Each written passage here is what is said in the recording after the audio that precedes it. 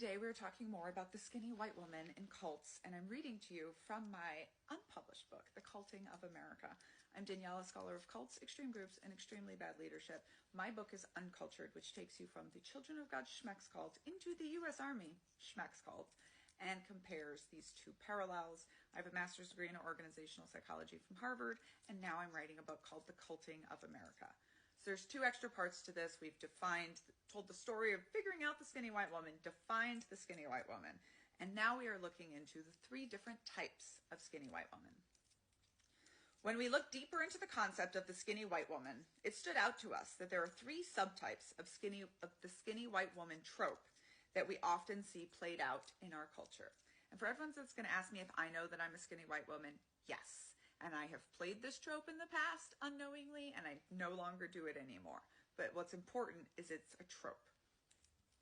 First up, we have the vacuous, pretty sidekick, whose job it is to make the leader's message palatable, sexy, and alluring. Often they are sweet and nice and non-confrontational. In the case of so many pastors' wives, Michelle Duggar, Allison Mack, all those Nexium girls, and Ghislaine Maxwell, serving to soften the hard edges of their men. Sometimes they are just beautiful and voiceless arm candy, like Melania Trump. Their mere presence proving the masculinity and virility of their man. Sometimes they even speak and have voices of their own, like in the case of Trump's former press secretary, Kellyanne Conway. But even then, they are just towing the line, serving as spokespeople and interpreters with no original ideas, and certainly no critical ones, of their own. For the first half of my childhood in The Children of God, I watched our prophet's wife, Karen Zerbe, play this type of skinny white woman to perfection, before ultimately stepping into greater power right after his death. The second type of skinny white woman are the secret controllers, who on the outside meet the criteria of the women previously mentioned, but are influencing and even controlling things behind the scenes. In the book, The Cult of We, and certainly in the hit miniseries, We Crashed, we see Adam Newman's wife, Rebecca Newman, played by Anne Hathaway. Rebecca Newman was Gwyneth Paltrow's cousin. Embody this type of skinny white woman to perfection. In The Children of God, those close to the leadership saw Karen Zerbe slip into this role as our prophet got closer to death and became more dependent on substances. Alcohol for him, amphetamines, and barbiturates for Jim Jones a couple decades earlier, to keep him going, as cult leaders are often wont to do. In the 2020 political era, we've seen Ron DeSantis' wife take on this role.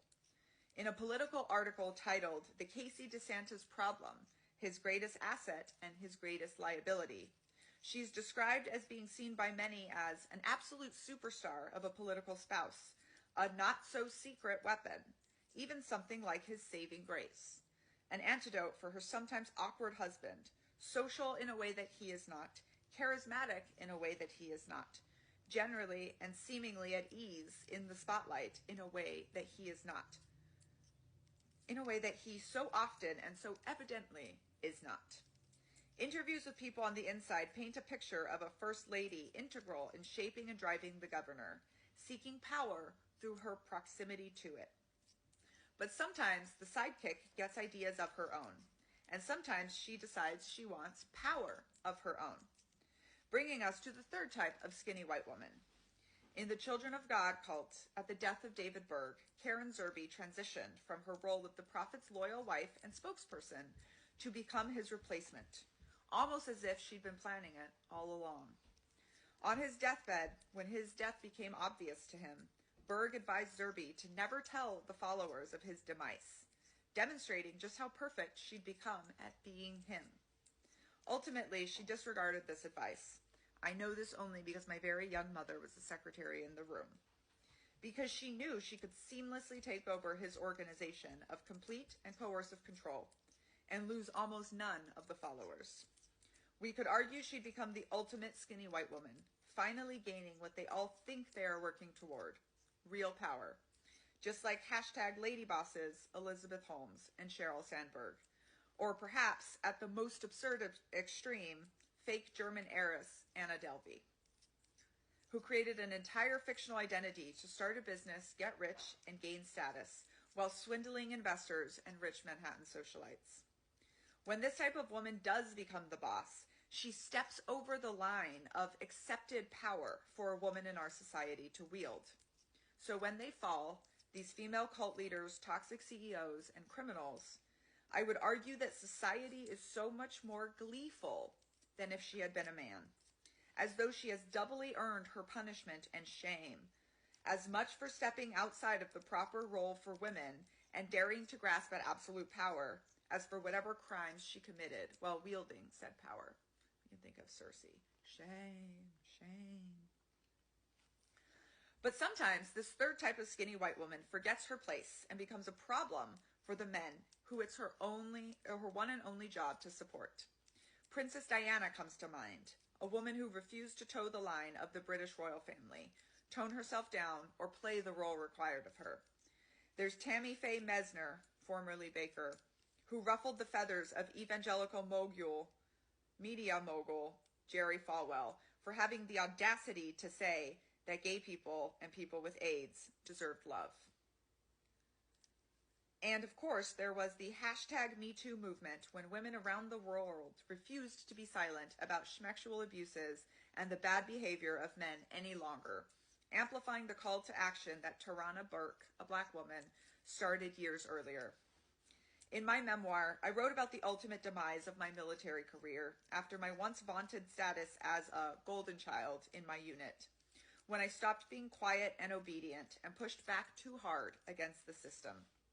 Mark Ackman, an Army major who was a captain alongside me when it all happened, said it best in a text to our Lieutenant Mafia group.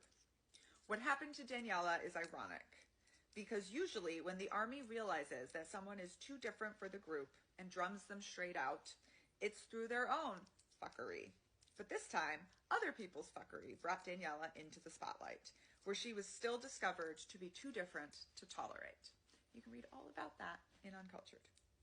The cult of white supremacy and patriarchy, which we've all been indoctrinated under to some extent or another, has taught us that it's the job of good women to be quiet, skinny, and a light shade of beige, and to not be or say anything that stands out, that draws attention to yourself, that makes you in any way unique. Sparkly outer space jumpsuits, not appropriate for skinny white women. Here, my own experience as a skinny white woman stands in interesting parallel to my experience as a U.S. Army soldier, where we are told by common Army saying that all you have to do to be successful is to be in the right place at the right time in the right uniform and never volunteer for anything. The message is as familiar as it is striking. Be calm, quiet, well-behaved, ready for anything, and don't stand out. I would argue that a similar message is conveyed in almost every school, church, and workplace in this country. As soon as we start deconstructing our American cult experience, we are able to see that white supremacy, patriarchy, and capitalism are major cultic systems that we've all been indoctrinated by in some way or another. And those systems have a whole country's worth of skinny white women propping them up.